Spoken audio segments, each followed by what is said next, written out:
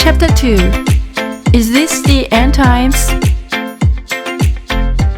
Many Christians today believe that this is the end times that Jesus spoke of. This is because of the various signs he spoke of. False prophets are appearing. Wars, famines, earthquakes, epidemics, and etc. are rampant. The signs of the last days that Paul spoke of. People will be lovers of themselves, lovers of money, boastful, unloving, unforgiving, lovers of pleasure rather than lovers of God can also be seen as accurately pointing out the current state of the world. Like the people in the days of Noah and Lot, there are many people who act according to their own good, regardless of how the world works. It is truly fortunate that there are Christians who consider the present time as the end times and sincerely await his return. However, such disasters and distress have always occurred in human history. This is not clear evidence that now is the end times. So, what other evidence is there that now is that times? As a Korean pastor, I believe that the evidence is an incident that occurred in Korea during the Christmas season in 1950, 74 years ago. 3 incidents that occurred in Korea over a 6-month period from June to December 1950. On June 25, 1950, the Korean War broke out due to North Korea's invasion of South Korea.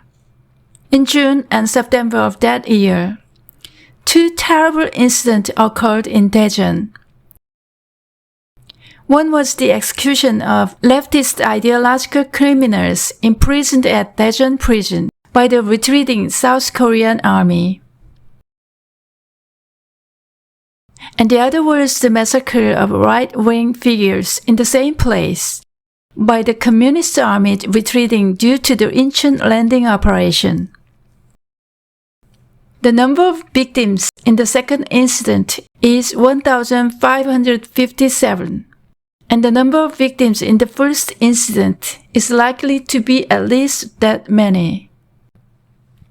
The root cause of both incidents was North Korea's invasion of South Korea. Before the outbreak of war, there was an incident in Jeju Island in which tens of thousands of people were killed in mutual retaliation caused by a left-wing riot. Similar incidents occurred in Daegu, Yeosu, and Suncheon. Therefore, it is not impossible to understand that the first incident was a measure taken by the government out of concern that another bloodshed would occur due to released prisoners. Regarding this case, the Supreme Court recognized the illegality and ordered the state to pay compensation in 2015. The second incident is one that government compensation has only recently begun to be discussed, perhaps because it was the work of North Korea. And the third incident, when the UN forces withdrew from Hungnam during the Battle of Jangjin Reservoir due to the intervention of the Chinese army.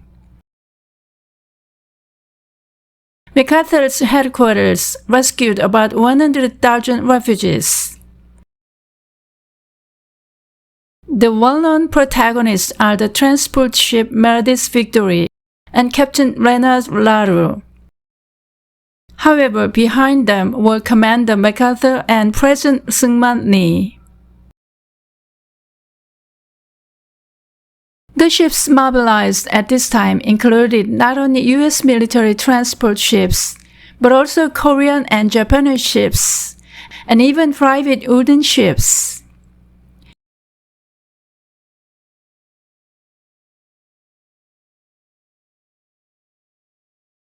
A total of 198 ships. Originally, the transport ships were supposed to withdraw carrying weapons and oil. But they also rescued civilians, especially refugees from enemy countries. All weapons and oil were detonated. In order to carry out an operation of this magnitude smoothly, there would have been a need for instructions or approval from high-ranking officials. Among these, the remaining ship is the Lane Victory, and the various efforts are still in progress to bring this ship to Korea. 5 babies were born on this Victory, and the 5th baby, Kimchi 5 Kyungpil Lee, currently lives in Jeojedo and is working to make the Hungnam Evacuation Operation commemorative project a success. According to him, a daughter with the last name Kang was born on the Lane Victory, and she was named Lane.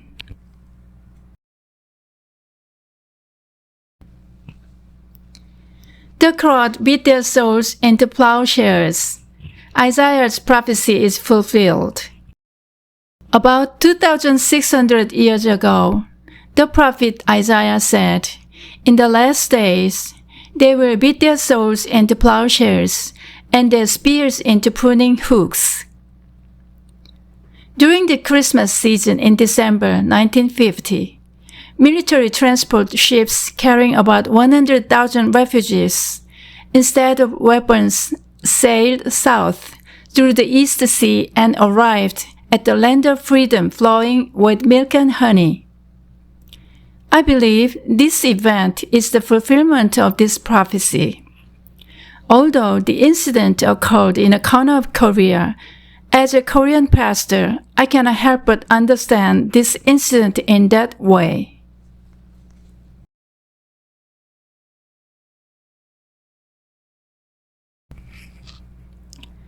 The Korean War was an international war in which dozens of countries participated. In a war like this, something unprecedented in the history of human warfare occurred.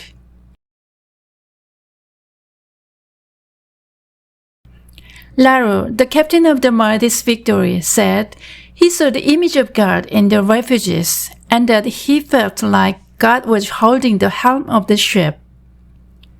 God appeared to him in the form of haggard-looking men, women, and children, and told him to beat his sword into plowshares, and was among them himself. Captain Laru bowed his head humbly before God and followed his words. Since this prophecy was fulfilled by God and the world's greatest army, I believe that the end times definitely arrived at that time.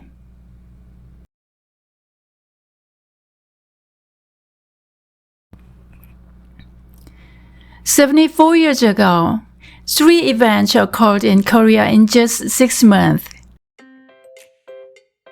At that time, Korea was a small country little known to the world, reminiscent of the small town of Bethlehem, where Jesus was born. When he was born, Herod brutally slaughtered babies.